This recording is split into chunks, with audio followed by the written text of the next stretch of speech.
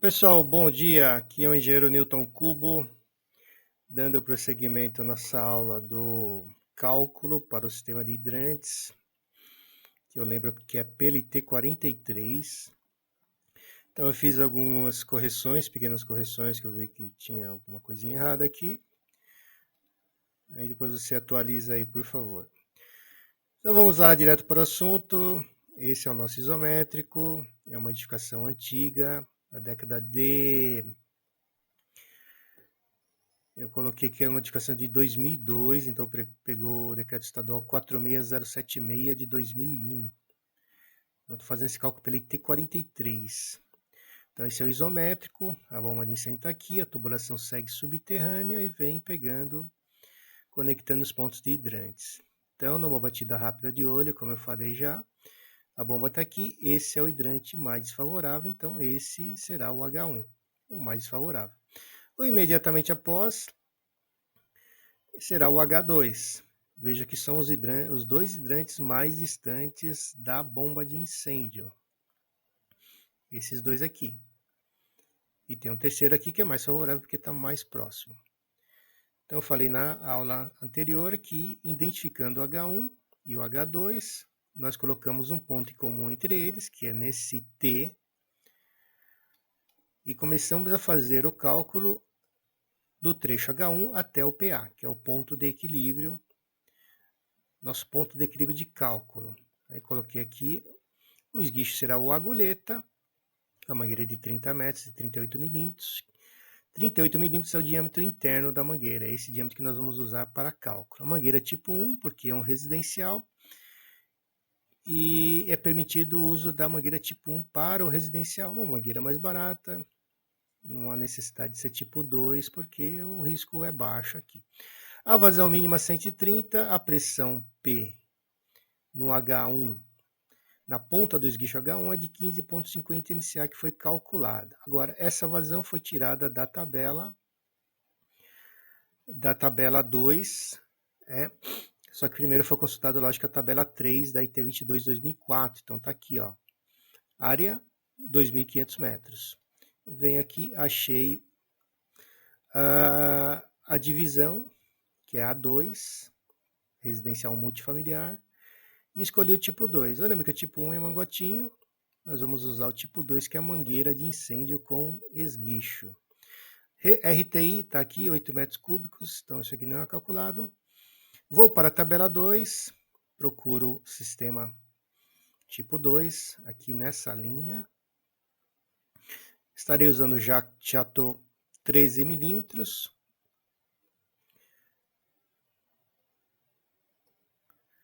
Vou usar o jato de 13 milímetros então.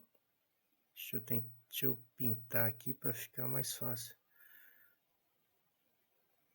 Aqui vou usar o jato então de 13 milímetros, a mangueira de 40 milímetros, diâmetro externo da mangueira, 40 milímetros, o diâmetro interno é 38, comprimento máximo 30, uma expedição simples, e a vazão tirei daqui, 130 litros por minuto. Então, voltando ao nosso cálculo, eu fiz uma tabela de dimensionamento.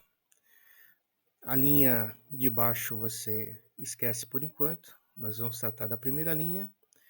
E aqui nós colocamos os dados do esguicho, então, diâmetro 13 milímetros, a pressão calculada, esse valor, deixa eu mostrar de onde saiu esse valor. Lembrando que eu estou no trecho H1PA. Esse valor 15,50 começou aqui, então eu falei aqui das etapas de dimensionamento, dei os dados da edificação, tá? Data de construção, RTI, saiu da tabela, mangueira tipo 1 de 40 milímetros, só que nós vamos usar para cálculo 38, que é o diâmetro interno, a vazão 130, a expedição simples, uma expedição. Então, como etapa 1, coloquei cálculo da pressão no hidrante mais favorável. A pressão residual, que sai lá na ponta do esguicho, que é a pressão que sai aqui, ó, na ponta do esguicho, é chamada de pressão residual. Foi essa pressão que nós calculamos aqui, usando essa expressão, Q igual a K raiz de P, sendo que a vazão K é uma constante tirada de tabela e P é a pressão em MCA. A fórmula a ser utilizada saiu daqui, Eu tirei do livro do professor Aderson Guimarães. Então, para o diâmetro do bocal de 13, essa é a forma, Q igual a K, no caso K. Para o esguicho, a agulheta de 13 milímetros é 33 vezes raiz de P. Então, fazendo o cálculo, nós temos a vazão e temos o K. Falta achar o P. Então, duas incógnitas, eu acho uma terceira. Eu conheço duas incógnitas, eu acho uma terceira. Então, isolo o P aqui, jogo 33 para o primeiro membro dividindo, faço essa conta. Para tirar a raiz, para cortar a raiz, eu divido o segundo, eu elevo ao quadrado o segundo membro, que vai dar o valor de 15,50 MSA. Essa é a pressão residual no H1. E eu lanço na tabela aqui. Cadê? 15,50 aqui. Do H1PA, a vazão eu já tenho, dado pela tabela da IT 130. As mangueiras, o diâmetro dela é 40, só que eu vou estar usando o diâmetro interno, então vou colocar aqui 38, tá? Só para ficar mais objetivo. Então, diâmetro interno para fins de cálculo, comprimento 30 metros. A perda de carga unitária eu vou calcular. Então, venho aqui, ó, já fiz o cálculo. Então, aqui, indicar o trecho, já indicamos a etapa 2. Então, essas etapas aqui nós vencemos já. Então, eu vou só tirar daqui para não fazer confusão. Calcular a perda de carga na mangueira do hidrante, H1, dados, 30 metros, diâmetro nominal, 40 milímetros, mas eu lembro, vou usar o diâmetro interno, que é 38 milímetros, razão 130, essa é a fórmula. J unitário, que é a perda de carga de metro por metro, em metro por metro, 1067, vezes a vazão dividido por 60 mil. Por que está dividido por 60 mil? Para transformar litros por minuto em metro cúbico por segundo. Aí eu fiz aqui do lado um exemplo não, como é que foi transformado isso aqui. 130 litros por minuto, eu faço uma proporção. 1 metro cúbico vale 1.000 litros. Então, coloco o litro embaixo porque eu quero cortar com o litro em cima. Aqui eu já tinha gravado, mas perdi a gravação, por isso que eu já tinha marcado. Então, 1 metro cúbico vale 1.000 litros. 1 minuto vale 60 segundos. Porque eu quero cortar minuto, então eu coloco o minuto em cima e 60 segundos embaixo. Então, lembrar, 1 minuto vale 60 segundos e 1 metro cúbico é igual a 1.000 litros de água. Eu só venho cortando as unidades. Tem minuto aqui em cima, eu corto com o minuto embaixo, que está dividindo. Então, corto com o minuto aqui, ó. Tem litro em cima, corto o litro em cima, corto o litro embaixo. O que vai sobrar? Metro cúbico e segundo, certo? Metro cúbico aqui e segundo. Então, vai ficar no final 130, 1.000 vezes 60 mil. Divide 130 por 60 mil, dá 0,0022 metros cúbicos por segundo. Por isso que está 60 mil aqui. Aqui embaixo está 1.000, porque eu vou transformar milímetros em metros. Tá? Só para explicar esse pedaço. A perda de carga total vai ser o comprimento da mangueira vezes o valor que eu achar aqui, que é o J unitário, metro por metro. Os valores estão aqui. Então, o diâmetro da mangueira, substituo os valores aqui na forma, então, 130 litros, transformei para metro cúbico por segundo, elevo 1,85 vezes 1067, dá esse valor aqui, depois você confere aí, esse valor aqui. O de baixo fiz, achei esse valor aqui, então divide esse por esse, vai dar 0,110. Agora, para achar a perda de carga total, eu multiplico o 0,110 pelo comprimento da mangueira, 30. Eu vou achar 3,33. Aí você pergunta, precisa fazer todo esse cálculo aí, Newton? Pô, caramba. Não, não precisa fazer, tem tabela. Eu só estou mostrando aqui como é que chega ali, nesse cálculo. Mas você pode ir lá direto numa tabela, em função da vazão e do diâmetro da mangueira, você vai achar 3,30. Então, lançando lá na nossa tabela, que está o comprimento da mangueira, o J unitário nós calculamos, multiplicou 0,110 por 30, você acha 3,30. Esse é o J total da mangueira, tá? Agora, a perda de carga no esguicho, eu também calculei. Vamos somar, porque tem uma perda de carga no esguicho. Então vamos lá. Aqui, concluído. Vamos aqui, ó, perda de desgaste no esguicho tipo agulheta. É o chamado esguicho tronco cônico, de 13 milímetros. Então, sendo H1 de dispersão oral, P é o ponto de equilíbrio. A fórmula é essa aqui. A perda de carga, o HP, que significa perda de carga do esguicho, igual K do esguicho, vezes a velocidade no esguicho ao quadrado dividido por 2G. Então, aqui tem a identificação do Kim aqui. Aqui, ó, é K do esguicho. E a aceleração da gravidade é 9,80 metros por segundo ao quadrado. Então, a velocidade no esguicho, para calcular a velocidade do esguicho, você usa a equação da continuidade, que fala que a velocidade é igual a vazão dividido por área. Dessa equação, você pode achar, se você tiver vazão e velocidade, você acha a área. Se você tiver área e velocidade, você acha a vazão e assim por diante. No caso, eu quero achar a velocidade para calcular a perda de carga no esguicho usando essa fórmula. O K do esguicho eu tenho o coeficiente próprio do esguicho, que é 0,10. Depois eu vou colocar uma tabela aqui para vocês saberem de onde saiu. Então, aí, de novo, 130 litros eu transformo em metro cúbico por segundo. Divido por 60 mil, vai dar 0,0022 metro cúbico por segundo.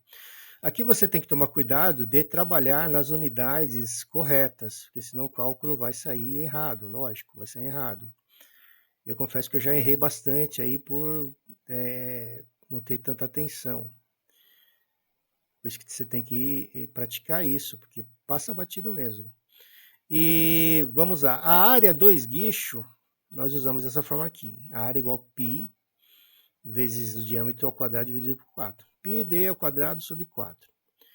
Meu professor de engenharia lá falava de ele falava, é πd2 dividido por 4. É uma forma de decorar isso. Então você vem aqui, π, qual que é a área do esguicho? A área está em milímetro, transforma em metro, dividido por 1000, vai dar 0,013 metro, eleva ao quadrado, dividido por 4, vai dar isso aqui em metro quadrado, 0,00013 metro quadrado. Tendo o valor da área e tendo a vazão, agora eu calculo a velocidade. Eu tenho a vazão e tenho a área. Calculo a velocidade no esguicho. Vai dar a vazão 0,0022 metro cúbico por segundo, dividido por 0,00013 metro quadrado. Isso vai dar 16,50 metro por segundo. Lembra que eu falei que a velocidade ia aumentar ali no esguicho por causa da diminuição do diâmetro? Então vejam para quanto foi a velocidade. 16,50 metros por segundo. Legal. Tendo a velocidade, eu tenho o K do esguicho, que é 0,10. Veio de uma tabela que eu vou mostrar depois. Então, jogando na tabela, aqui na fórmula, K do esguicho, velocidade do esguicho, eu tenho K do esguicho é 0,10, está aqui. Esse aqui é o K do esguicho. A velocidade do esguicho, já calculei, então. Está aqui 2G, o G é a aceleração da gravidade, tem, que é 2,980, 1960. Fazendo essa conta, nós achamos um MCA, lançar na tabela. Então, vim aqui e lancei aqui, pus mais uma coluna. Pelo caso do esguicho, um MCA. Legal. Agora eu vou para a tubulação. Oxa, de onde é essa tubulação, Cuba? É esse pedaço aqui, ó. Vendo? O tubo que sobe 1,70 m, depois vem 40 metros até o ponto PA. E além disso, existem as chamadas singularidades. Pô, o que é isso? São os acessórios. Tem um cotovelo aqui, ó. Um cotovelo de raio curto aqui. E aqui eu tenho um registro de ângulo aqui, ó. Eu vou mostrar melhor. Então, vamos lá. Então, calculamos a perda de carga no esguicho. Deixa eu virar aqui para não ficar bagunçado. E quero trecho aqui, só uma repetição. Vamos para a etapa 4 agora. Lembrando que nós estamos no trecho H1PA. Então, lembra disso para você não fazer confusão. Calcular a perda de carga na tubulação trecho H1PA. Então, dados Comprimento da tubulação, 41,90. O diâmetro da tubulação é 65, a vazão 130. Tá? Já lancei na tabela. Da onde vem esse comprimento? O comprimento está aqui, ó.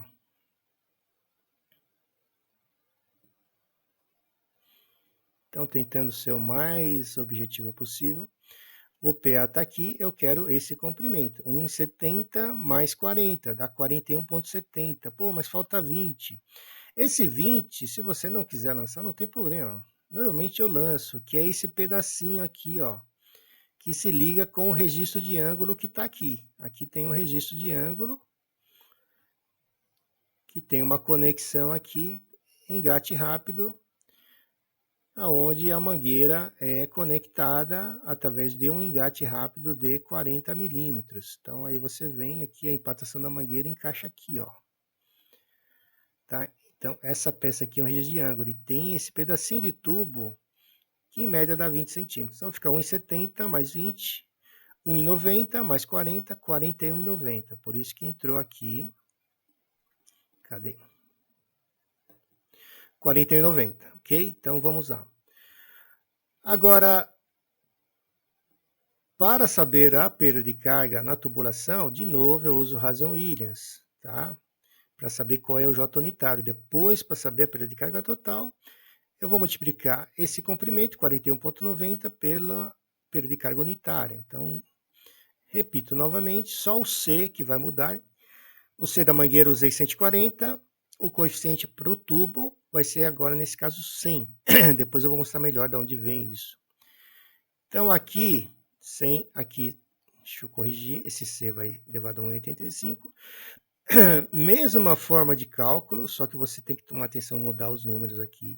A vazão é a mesma, 130, só que aqui é 65 milímetros, o diâmetro do tubo. Eu vou pegar o diâmetro externo mesmo, tá? Posso pegar o diâmetro interno? Posso. Vai dar pouca diferença. Eu vou usar aqui o diâmetro externo, 65. Vamos chegar aqui o J unitário 0015, aí eu multiplico 0015 por 41,9. Vai dar 0,62 MCA de perda de carga na tubulação. Então vamos voltar lá.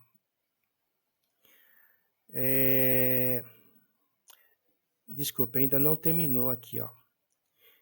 Isso aqui você esquece por enquanto. Eu estou esquecendo aqui de falar da perda de carga nas singularidades. Então, você tem que considerar as singularidades. O que é a perda de carga localizada? São nos acessórios, os cotovelos, nos registros, nos T's de passagem. Então, o que nós temos aqui? Um registro de ângulo. Onde está esse registro de ângulo? Ele está aqui, ó. Aqui tem um registro de ângulo para conectar a mangueira. Depois tem um cotovelo de raio curto. Está aqui, ó. Esse aqui. Aqui embaixo está o cotovelo. E depois no finalzinho tem um T aqui, ó, que é um T de passagem direta. Por que passagem direta? Porque a água, eu estou analisando o H1, então a água está vindo aqui. Então, na nossa análise, a água passa direto aqui, ó, por isso fala T passagem direta. Se na minha análise a água tivesse que virar para vir, eu faria aqui um T de saída de lado, mas como eu estou analisando H1PA, a água passa direto para o H1, então é T passagem direta. Então, os valores estão aqui que eu tirei da tabela, dá 13,30. Para exemplificar melhor, aqui está um registro de ângulo, aqui vai rosqueado um engate rápido. Se não me engano, o nome é junta de união, vai rosqueado aqui. Isso aqui é muito comum roubarem, porque é rosqueado. É bom passar uma cola aqui para dificultar. Se não me engano, o Rasen, o Williams, eles, nas experiências deles, há muito tempo atrás, eles pegaram, pô, quanto vale isso aqui se fosse uma tubulação retilínea?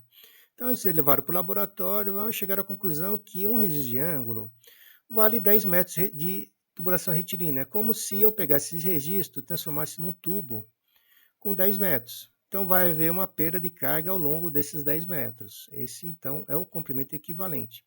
Cotovelo de raio curto, na experiência de laboratório, pô, vale 2 metros, é como se fosse uma tubulação de 2 metros.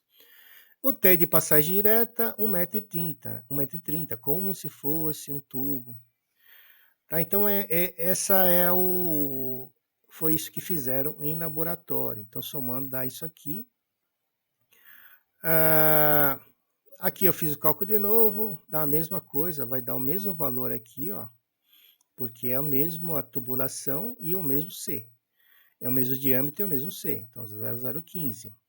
Então aqui a perda localizada vai dar 0,015 vezes 3,30, 0,20 MCA. Eu poderia ter somado 41,9 com 13,30 e multiplicado por 0,15 também, não tem problema. Seguindo aqui, eu vou agora calcular a perda de carga total. Então, a perda de carga total é a perda de carga na mangueira, que é 3,30. A perda de carga na tubulação, que é 0,62.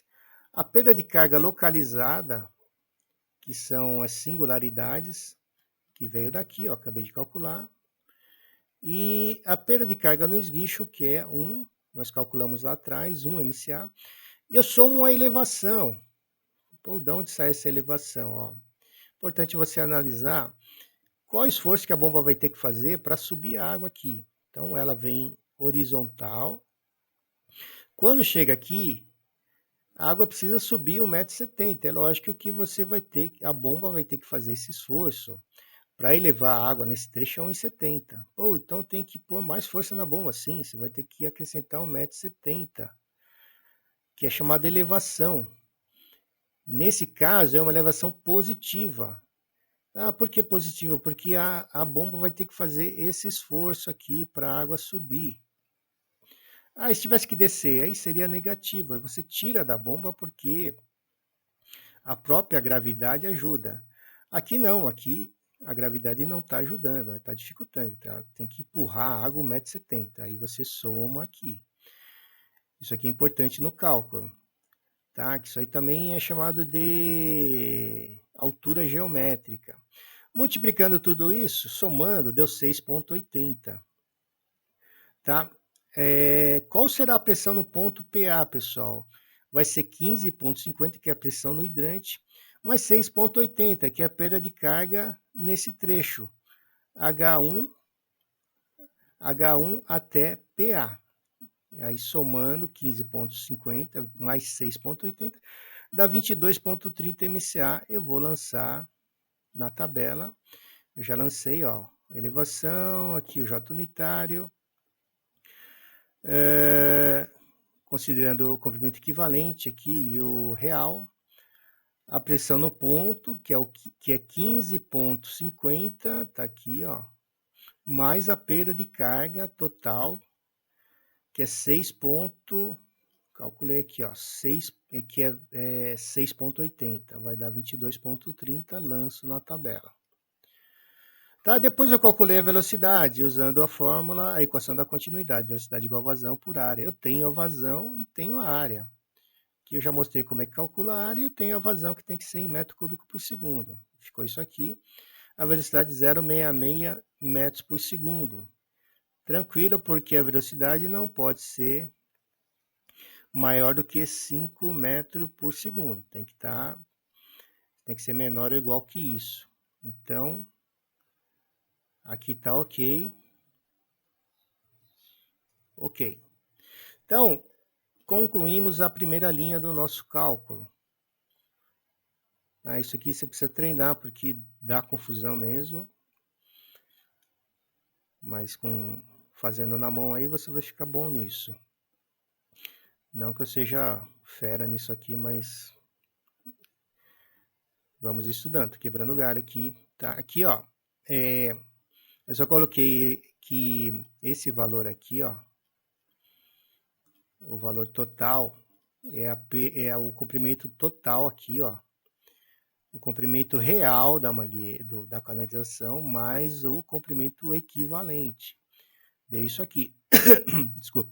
Depois você deve lembrar de multiplicar pelo J unitário, 0,015, vai achar esse valor aqui. Depois confiram aí, se eu errado me avisem, por favor. Já, então, terminamos aqui a primeira etapa. Vou deixar disponível. Agora nós vamos calcular o H2 até o PA. Então, vou acelerar a aula, vou fazer uma terceira aula, calculando o H2 até o PA. Aí nós vamos preencher a segunda linha aqui, pá, pá, pá. Depois, nós vamos calcular do PA, desse ponto aqui, PA, até a bomba de incêndio. Então, aí depois vai ser PA até bomba de incêndio. Vou pegar aqui, PA até a bomba de incêndio. Vou atravessar isso aqui direto. H3 não vai entrar no cálculo. Como falei, estou calculando 2 hidrantes. Eu poderia calcular 3? Sim, legislações antigas falam em cálculo de 3, 4, 5, mas no nosso caso, calculando 2. Então, depois eu vou calcular da bomba até a RTI, a Reserva Técnica de Incêndio, que no nosso caso é uma reserva subterrânea. Então, vem aqui na chamada RTI pela definição da IT3, Reserva Técnica de Incêndio. Ah, professor, eu posso falar RI? Pode, RI pode, mas se você quiser ser uma linguagem bem técnica, vamos que você está numa reunião com outros engenheiros e tal, é prudente usar uma linguagem técnica. Eu uso o rigor da linguagem, é RTI, Reserva Técnica de Incêndio. Tá? BI, bomba de incêndio. E assim concluo esta apresentação. Na próxima aula vamos preencher toda essa segunda linha aqui, depois até chegar à potência, a pressão da bomba, a vazão e a potência. Com esses 3 valores, você vai numa loja, a Ascael, por exemplo, ou qualquer outra loja, e lá o vendedor vai olhar um mosaico de bombas e vai falar, ó, sua bomba indicada é essa bomba modelo tal. Tá? Reserva até aqui. Nosso acionamento será manual. Teve um amigo que perguntou se fosse levado usaria botoeira. Sim, você só vai usar botoeira nos hidrantes mais desfavoráveis. E conforme a altura da edificação, você coloca 3 ou 4 botoeiras nos 4 últimos andares. Os restantes dos andares não será necessário porque a própria gravidade vai proporcionar a pressão mínima exigida. Mas eu vou falar sobre isso demonstrando outro cálculo com uma RTI elevada. Ok, muito obrigado.